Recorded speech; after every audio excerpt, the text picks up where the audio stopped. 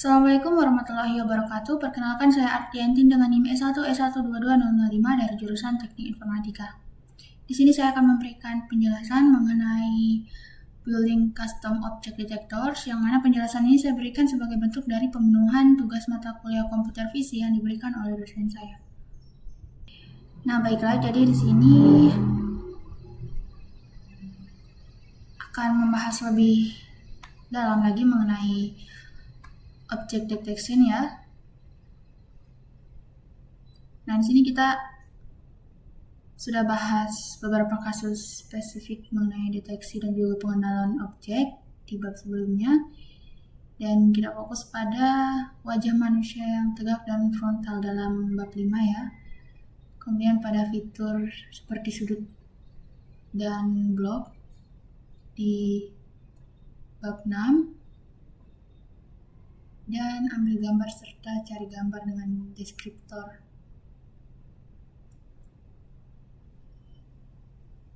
Nah, di sini kita akan eksplorasi algoritma yang memiliki kemampuan generalisasi atau ekstrapolasi yang baik. Yang mana algoritma tersebut itu mampu menangani keragaman dunia nyata yang terdapat dalam satu kelas objek tertentu.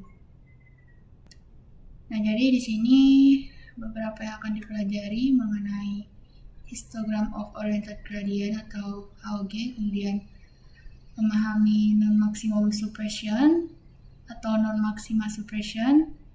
Selanjutnya juga gaining a high level understanding of supervector machine ya, dan kemudian detecting people with a pre-trained classifier, base-nya HOG descriptors dengan training back of words classifier untuk mendetek mobil. Nah, di sini yang pertama understanding HOG descriptors. Nah, jadi HOG itu adalah deskriptor fitur. Dia termasuk ke dalam algoritma yang sama dengan SIF ya, Scale Invariant Feature Transform. Kemudian Speeded Up Robust Feature, SURF, dan Oriented Fast and Related Brief, yang mana sudah dibahas di chapter 6. Nah, HOG itu mampu memberikan jenis informasi yang vital untuk pencocokan fitur serta untuk deteksi dan juga pengenalan objek. Nah, HOG itu paling umum digunakan untuk deteksi objek.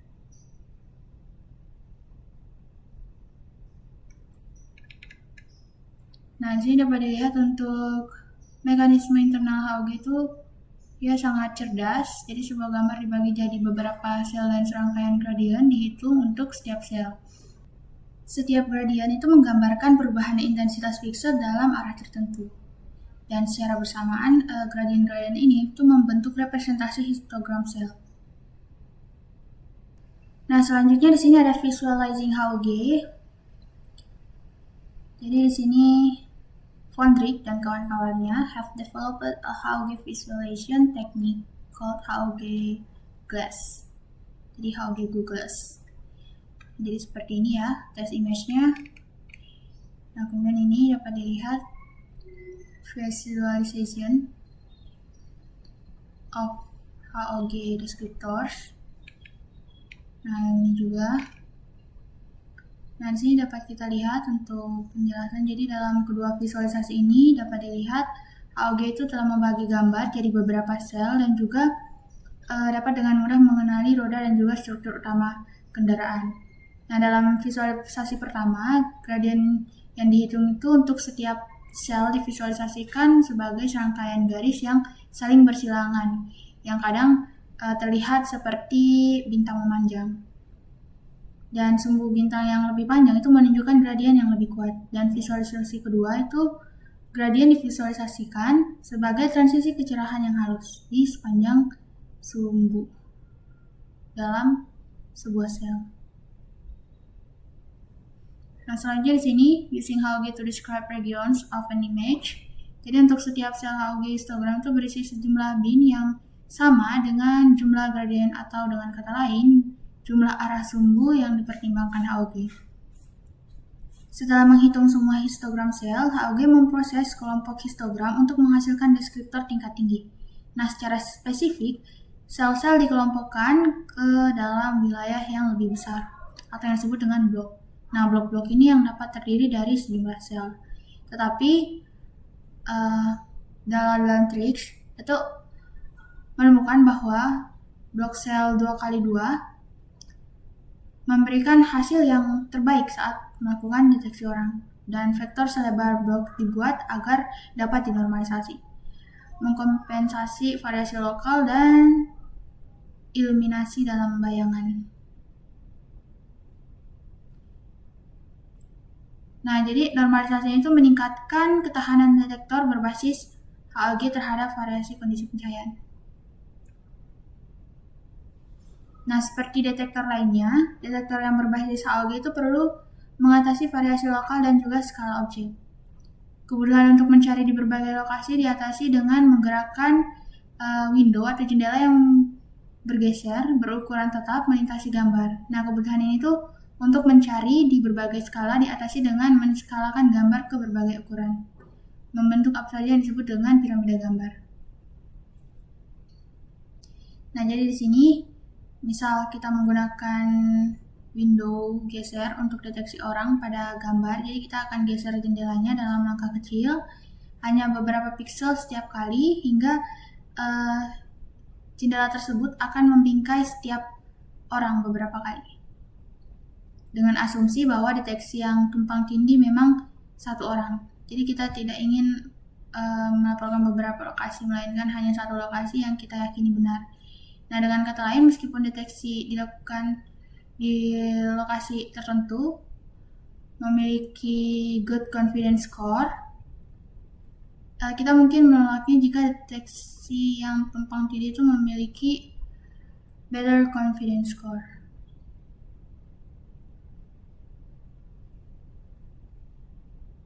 Nah, disinilah yang wilayah tumpang tindih ini itu NMS-nya berperan. Nah, di sini dapat kita lihat understanding NMS. Jadi konsep NMS itu mungkin terdengar sederhana dari serangkaian solusi yang tumpang tindih. Pilih saja yang terbaik. Tapi implementasinya mungkin lebih rumit. Jadi deteksi tumpang tindih itu dapat terjadi pada skala yang berbeda. Kita harus mengumpulkan semua deteksi positifnya dan mengonversi batasnya kembali ke skala umum sebelum memeriksa tumpang tindihnya. Nah, jadi di sini implementasi NMS yang umum menggunakan pendekatan ini ya, kita buat piramida gambar, kemudian di scan untuk setiap tingkat piramida dengan pendekatan jendela gesernya itu untuk mendeteksi objek. Nah, untuk setiap jendela itu menghasilkan deteksi positif atau melampaui ambang batas keyakinan tertentu, ubah jendela kembali ke skala gambar asli, dan tambahkan jendela dan skor keyakinan ke daftar deteksi positif. Kemudian urutkan daftar deteksi positifnya berdasarkan urutan confidence score menurun, sehingga deteksi terbaik muncul pertama dalam daftar.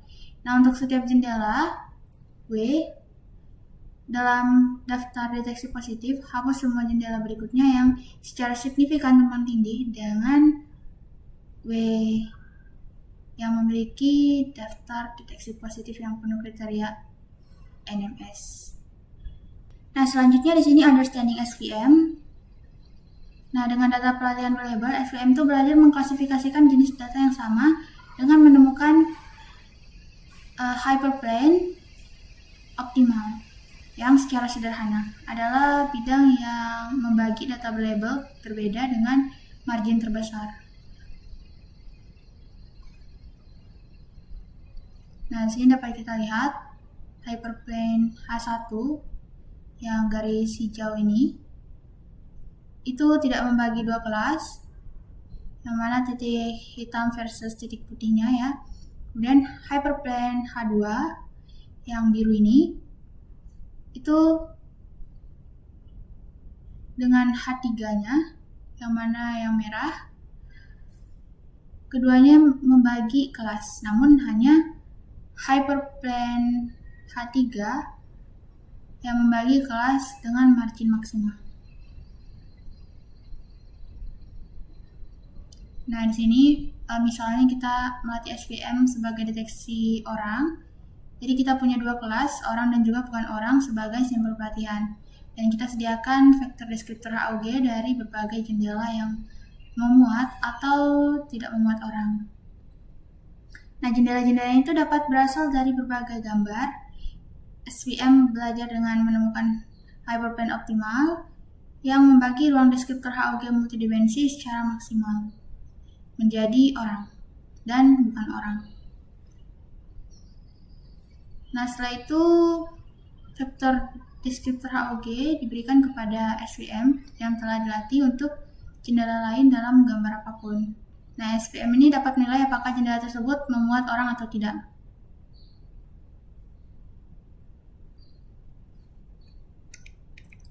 Nah, selanjutnya di sini detecting people with HOG descriptors. Jadi OpenCV itu dilengkapi dengan kelas cv2.hog descriptors yang mampu melakukan deteksi orang.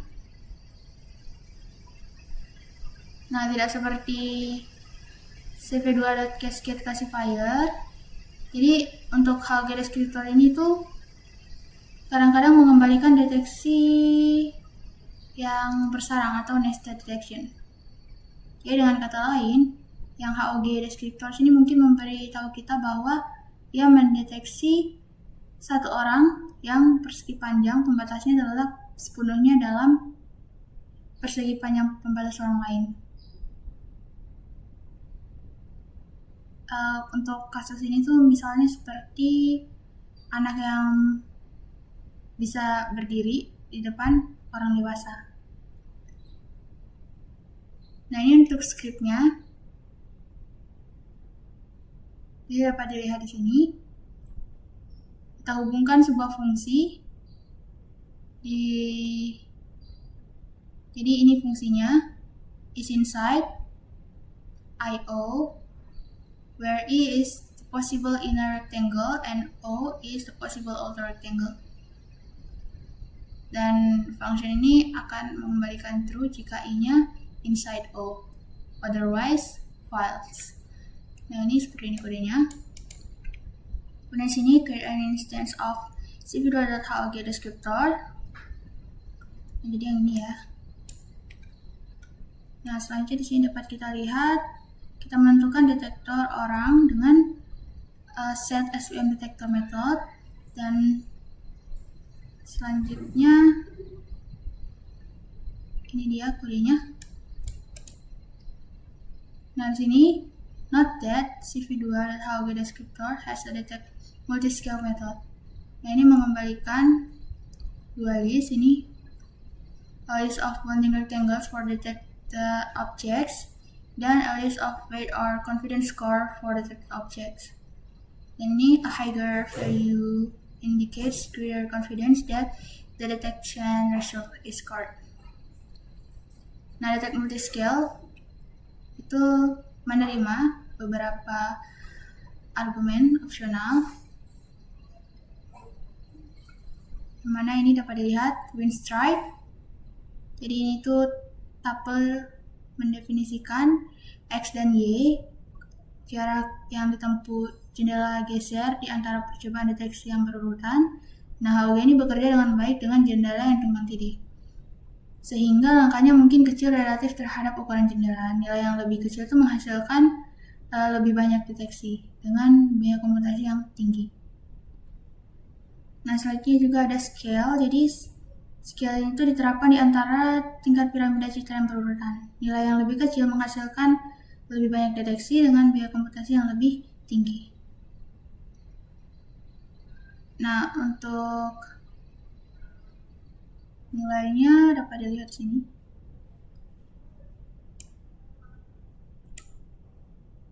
The value must be greater than 1,0 dan defaultnya 1,5. Dan ini ada final threshold. Ini nilai ini menentukan seberapa ketat kriteria deteksinya. Nah, selanjutnya di sini we can filter detection results to remove nested rectangles. Dan ini untuk menentukan apakah suatu persegi panjang itu merupakan persegi panjang bersarang atau bukan. Jadi kita bandingkan dengan setiap selipan yang lainnya. Ini kodenya dapat dilihat sini.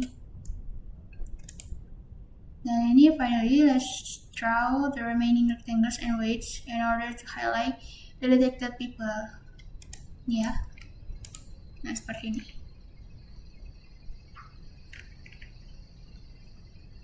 Nah, dapat dilihat di sini hasilnya. Sekarang saya akan coba untuk tuliskan kodenya dulu.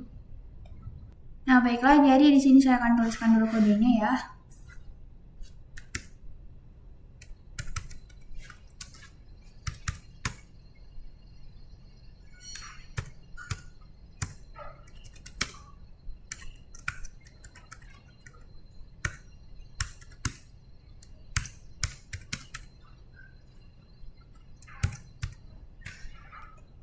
Mungkin beberapa aja saya kopas biar lebih cepat, karena saya mengetiknya agak lama sedikit.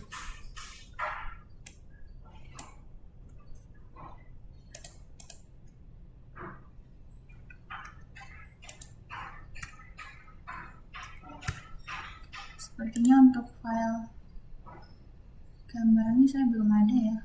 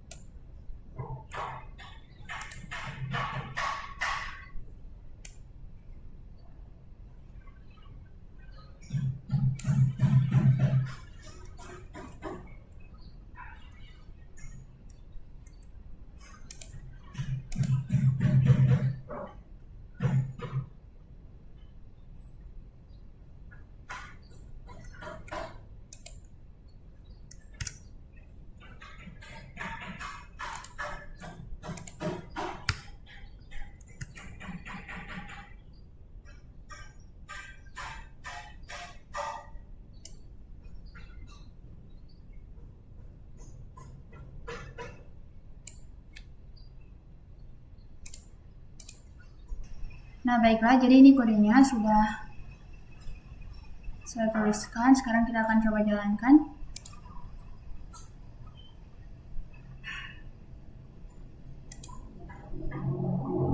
Nah, seperti ini hasilnya dapat dilihat.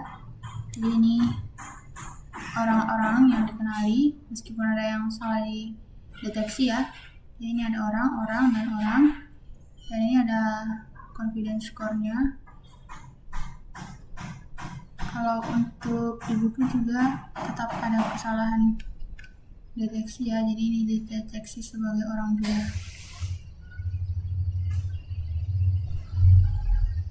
Nah, selanjutnya di sini creating and training an object detector.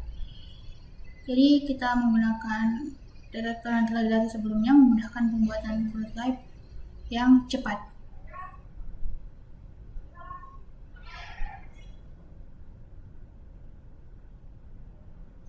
Nah, selanjutnya di sini bisa dilihat dulu untuk yang pertama understanding bow.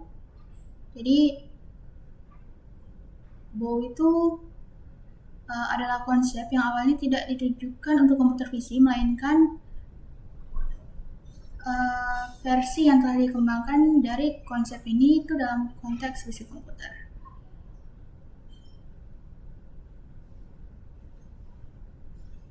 Nah, jadi bow ini disebut dengan Back of Visual Words atau BOVW. Jadi kita akan gunakan istilah bow saja ya, karena ini digunakan di OpenCV. Jadi bow itu adalah teknik yang digunakan untuk memberikan bobot atau hitungan pada setiap kata dalam serangkaian dokumen. Kemudian dokumen-dokumen ini direpresentasikan dengan vektor hitungan tersebut. Nah, ini adalah contohnya. Jadi ada dokumen 1, dokumen 2, dokumen 3. Nah, dokumen 1, I like OpenCV and I like Python. Dokumen 2, I like C++ and Python. Dan dokumen 3, I don't like articles. Nah, ketiga dokumen itu memungkinkan kita untuk membangun dictionary atau kamus yang juga disebut dengan codebook atau vocabulary. Nah, dengan nilainya ini dapat dilihat I itu ada 4, jadi dapat dilihat sini nilai I 1, 2, 3, 4 ya. Kemudian like ada 4 juga. Kemudian selanjutnya OpenCV ada 1, N ada 2, Python ada 2, C++ 1, dan 1, artikel 1. Sehingga di sini kita punya 8 entry dan direpresentasikan dokumen asli menggunakan vektor 8 entry. Nah, setiap vektor itu berisi nilai yang mewakili jumlah semua kata dalam kamusnya dan secara berurutan untuk dokumen tertentu. Nah, ini untuk representasinya seperti ini ya. Nah, jadi vektor-vektor itu dapat dikonseptualisasikan sebagai representasi histogram dokumen atau sebagai vektor deskriptor yang dapat digunakan untuk melatih pengklasifikasi.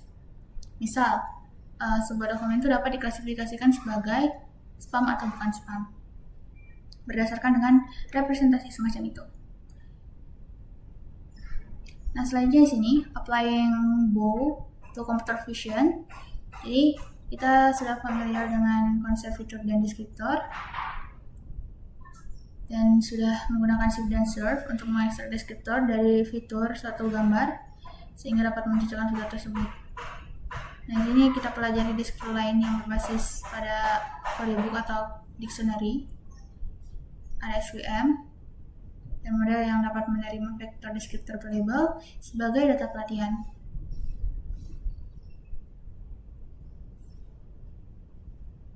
Nah, dari pengetahuan ini tuh dapat diambil pendekatan berikut untuk membangun pengklasifikasi. Jadi take a sample dataset of image for each image in the dataset, extract descriptors, kemudian add each descriptor vector to the bow trainer. Nah, kemudian cluster the descriptors into K cluster whose centers are our visual words. Nah, jadi di sini akhir prosesnya kita punya dictionary kata-kata visual yang siap digunakan. Kemudian setelah melatih pengklasifikasi, kita harus melanjutkan untuk menguji. Nah, pengujian secara konseptual itu sangat mirip dengan versi pelatihan dijelaskan sebelumnya dengan gambar uji. Kita dapat mengekstrak deskriptor dan juga quantize dengan menghitung histogram jarak ke titik pusat.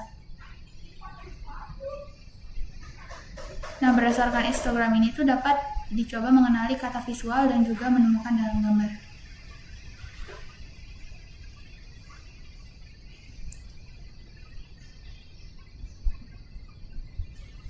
Nah, selanjutnya di sini ada K-means clustering. Dapat dilihat di sini ya. Jadi K-means clustering itu metode kuantitisasi yang dengannya itu kita bisa menganalisis sejumlah besar vektor untuk menemukan sejumlah kecil cluster. Nah, diberikan misalnya sebuah dataset K, mewakili jumlah cluster tempat dataset akan dibagi. Kemudian ada istilah means, itu merujuk pada konsep matematika tentang rata-rata. Jadi bila direpresentasikan secara visual, rata-rata suatu cluster itu adalah titik beratnya atau titik pusat geometri dalam cluster. Nah, OpenCV itu menyediakan kelas yang disebut dengan cv2.bow-K-means trainer yang akan digunakan untuk pengklasifikasi.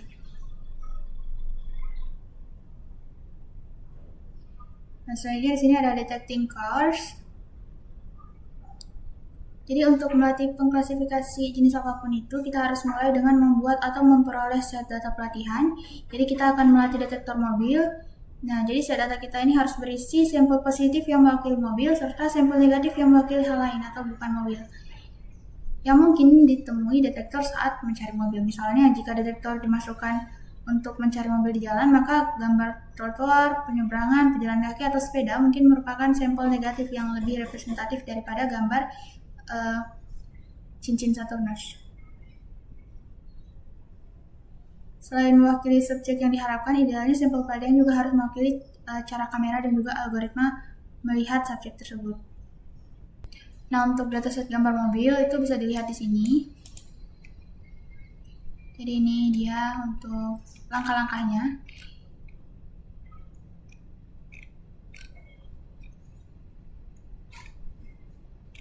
Nah, baiklah, jadi mungkin saya akan jelaskan dulu, kemudian sebentar saya akan coba kodenya. Jadi di sini diunduh dulu datasetnya.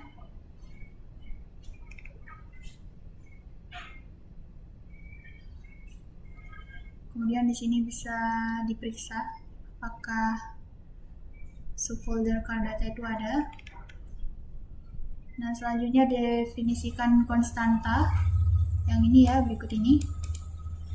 Jadi perhatikan bahwa pengklasifikasi itu menggunakan dua tahap latihan, satu tahap untuk kosakata bow yang akan menggunakan sejumlah gambar sebagai sampel, dan tahap lainnya untuk SVM yang akan menggunakan sejumlah vektor deskriptor bow sebagai sampelnya. Dan secara acak itu kita telah menetapkan jumlah sampel pelatihan yang berbeda untuk setiap tahapnya. Nah, selanjutnya di sini we will use cv2.sieve to extract descriptors and cv2.find-best-matcher to match these descriptors. Dan ini dia kodenya, dapat dilihat. Nah, sini perhatikan bahwa kita telah menginisialisasi sieve dan juga fast library for appropriate nearest neighbors atau FLAN dengan cara yang sama seperti pada bab 6 ya. Nah, selanjutnya OpenCV itu menyediakan juga cv2.bow K-means trainer untuk train bow vocabulary, dan kelas yang disebut cv2.bow EMG descriptors extractor untuk mengkonversi beberapa deskriptor tingkat rendah. Dalam contoh ini ya, deskriptor sieve itu jadi deskriptor bow. Nah, ini kodenya. Jadi ketika di sini kita inisialisasikan bow K-means trainer, kita itu harus menentukan jumlah klasternya. Nah, untuk contoh di sini kita 40. Saat menginisialisasi cv2.bow EMG descriptor or extractor, itu kita harus menentukan ekstraktor deskriptor dan deskriptor matchernya. Nah, dalam contohnya ini cv2.shift dan cv2.plan-base-measure. Selanjutnya di sini kita latih untuk vocabulary bow-nya.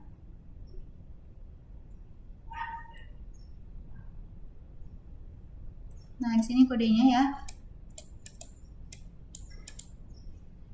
Nah, dapat dilihat sini, jadi kita load image from the car data train image subfolder yang mengandung positifnya itu car image with name such as postx.pgm dan negatifnya yang not car image with name such as nextpgm, yang mana x-nya itu nomor yang dimulai dari 1.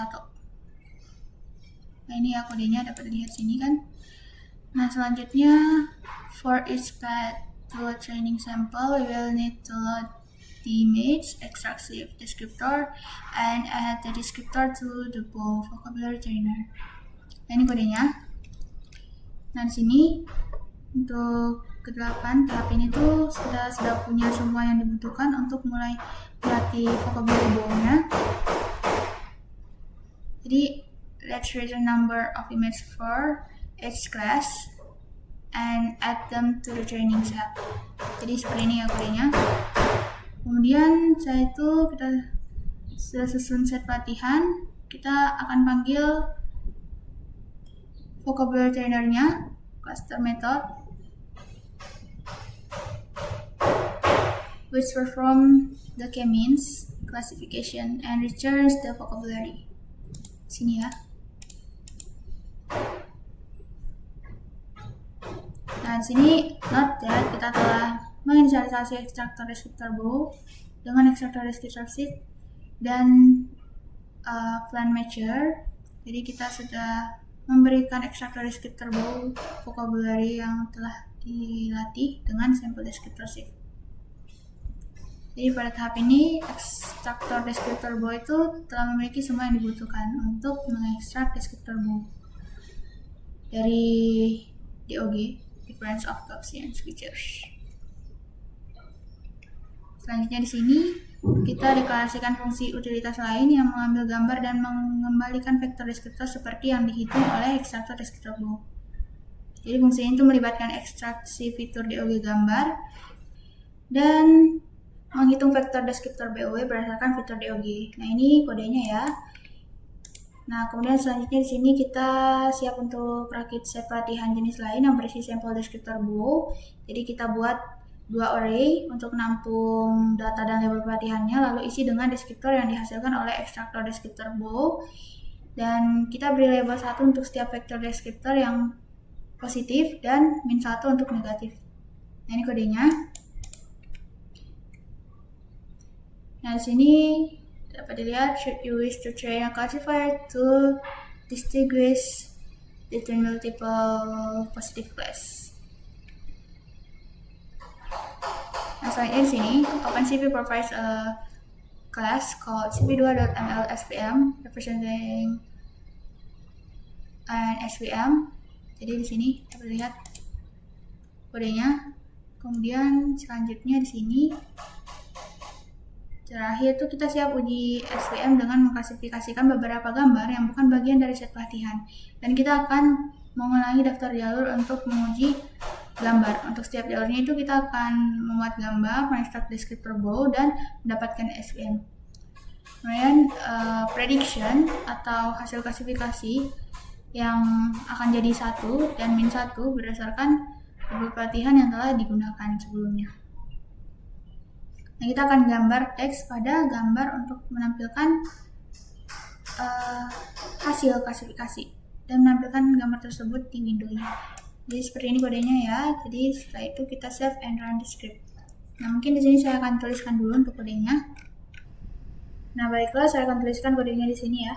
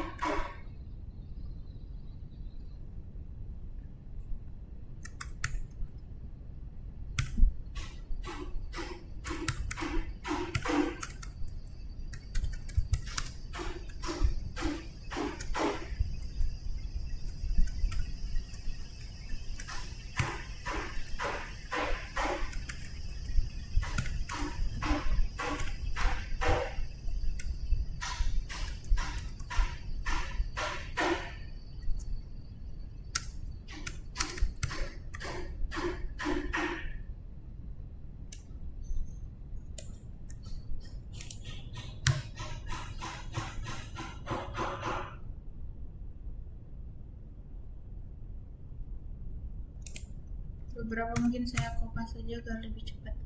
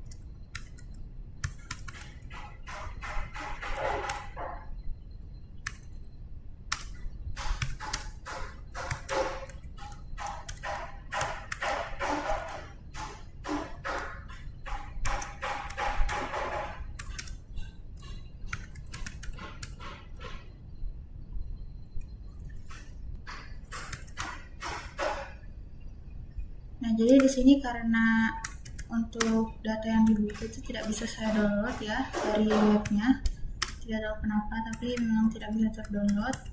Jadi saya mengambil data lain untuk uji coba dari ininya ya, kodenya.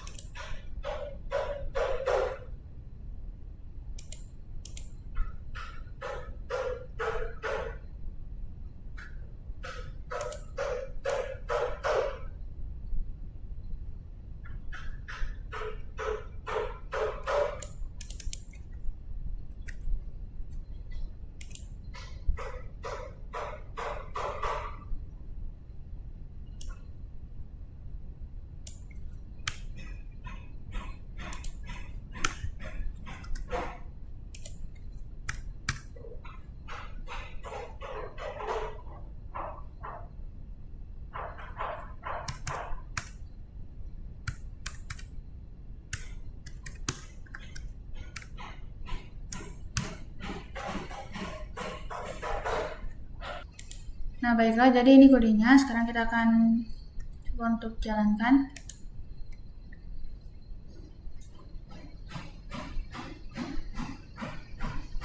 Nah, dapat lihat di sini ya hasilnya. Jadi ini adalah car atau mobil. Dan selanjutnya di sini satu lagi. Nah, ini bukan mobil.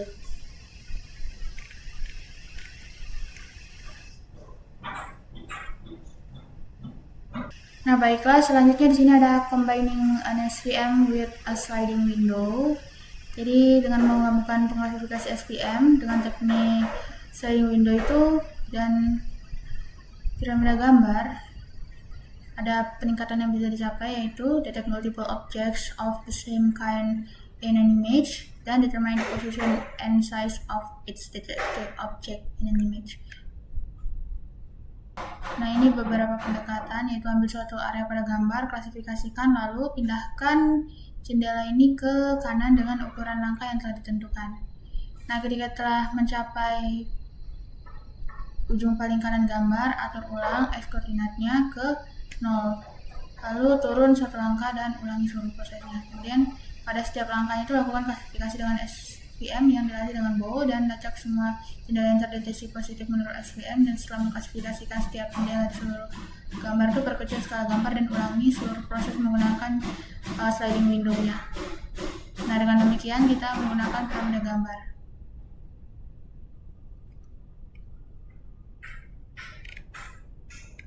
Nah, selanjutnya detecting a car in a scene. Nah, jadi berdasarkan skrip sebelumnya ya, itu akan dibuat detect car po SVM sliding window.py.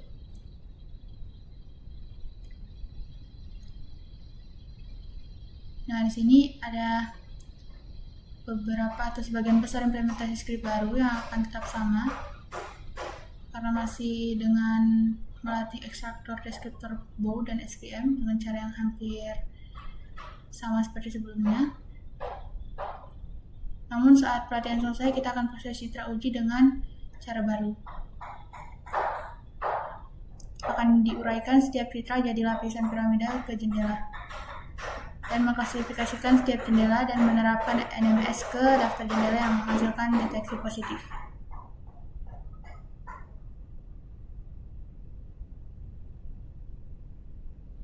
Nah, jadi untuk ini dapat dilihat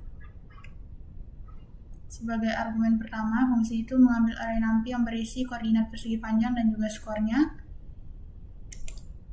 Dan kita memiliki n persegi panjang, bentuk array ini adalah n kali 5 for a given rectangle at index e. Nah, ini value-nya. Bisa dilihat di sini. Box e 0 is the leftmost x koordinat. Kemudian ini 1 itu topmost y koordinat. Kemudian 2 ini rightmost x koordinat. Kemudian 3 itu bottommost y koordinat. Dan 4 itu score, where a higher score represents greater confidence that the rectangle is a correct prediction result. Nah, pada argumen kedua itu fungsi ini menggunakan threshold yang mewakili proporsi maksimum tumpang tindih antar persegi panjangnya. Jadi jika dua persegi panjang memiliki proporsi tumpang tindih yang lebih besar dari ini tuh, maka persegi panjang dengan skor lebih rendah akan tersaring. Nah, ini yang dimodifikasi ya. First we want to add a new import statement for NMS function. Ini yang di bold, bisa dilihat yang di bold untuk perubahannya. Kemudian define some additional parameters near the start of the script. Nah, ini yang di bold ya lagi. Kemudian kita akan pakai SVM score threshold as a threshold to distinguish between a positive window and a negative window. Jadi kita akan lihat bagaimana skor diperoleh nanti di bagian ini. Dan kita akan gunakan NMS overlap threshold ini sebagai maximum acceptable proportion of overlap in the NMS step. Dan selanjutnya di sini reduce the number of come-ins cluster from 40 to 12. Dan adjust the parameters of the SVM. Nah, ini ya perubahannya di sini.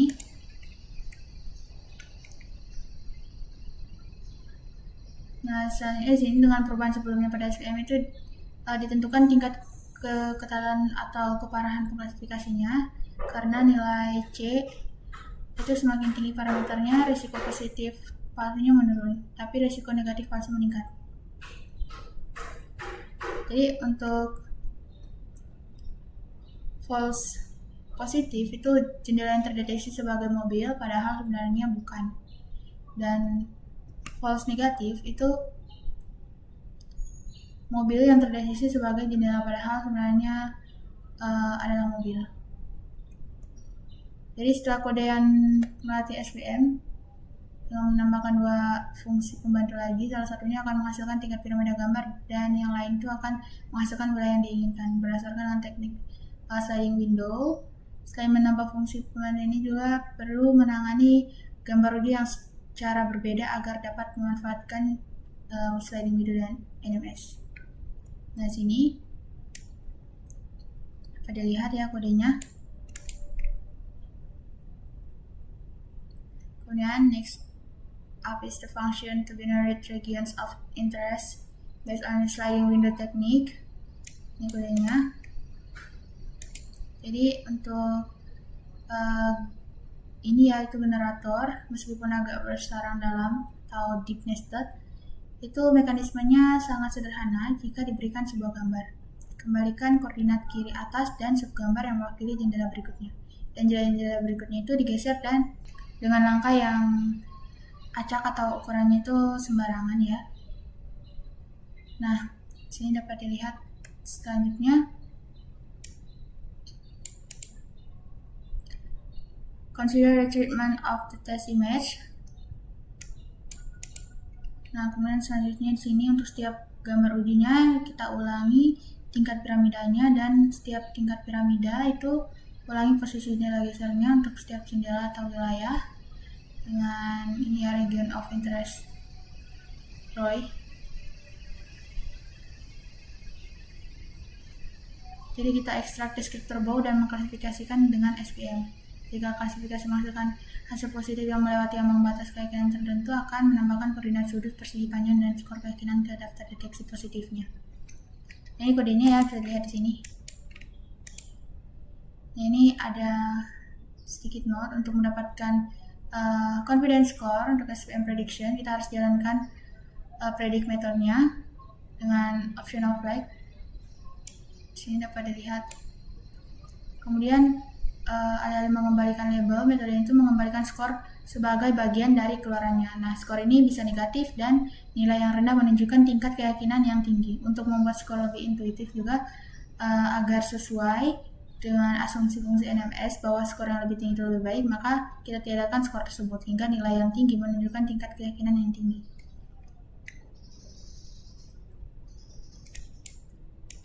Karena kita bekerja di beberapa piramida, jadi koordinat jendelanya tidak memiliki skala yang sama. Jadi kita konversi kembali ke skala yang sama atau skala gambar asli sebelum menambahkan ke daftar deteksi positifnya. Nah, selanjutnya bisa dipanggil NMS function in order to cherry pick the highest scoring rectangle. Ini kodenya ya. Nah, kemudian selanjutnya ini draw the rectangles and their scores by adding the following inner loop.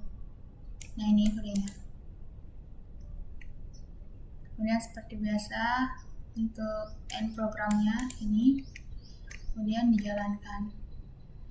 Nah, seperti ini ya hasilnya jadinya. Sekarang saya akan coba untuk modif dulu ya kodenya. Nah, baiklah, jadi di sini kita akan modif dulu ya.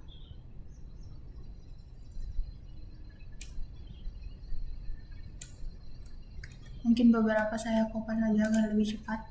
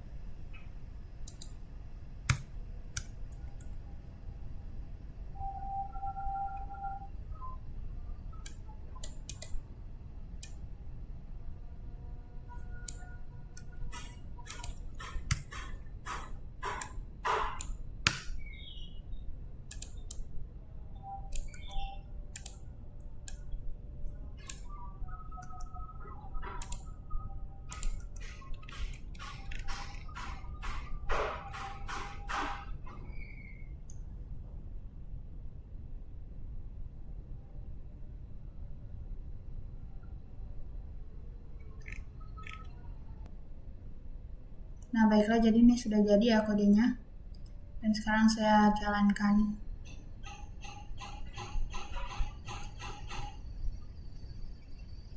Nah, baiklah, jadi seperti ini hasilnya. Nah, selanjutnya di sini dapat dilihat yang ini terakhir ya, saving and loading at trained SVM. Jadi untuk menyimpan caranya bisa seperti ini. Dan file itu ekstensinya XML. Dan untuk load modelnya itu seperti ini ya. Jadi svm.load, kalau untuk save svm.save. Jadi untuk extensionnya di sini dia XML. Nah, sudah sampai di summary-nya. Jadi kita sudah bahas beragam konsep dan juga teknik termasuk AOG, BO, dan juga SVM serta image pyramid, sliding windows, dan NMS. Baiklah, itu saja dari saya. Lebih dan kurangnya mohon dimaafkan. Wassalamualaikum warahmatullahi wabarakatuh.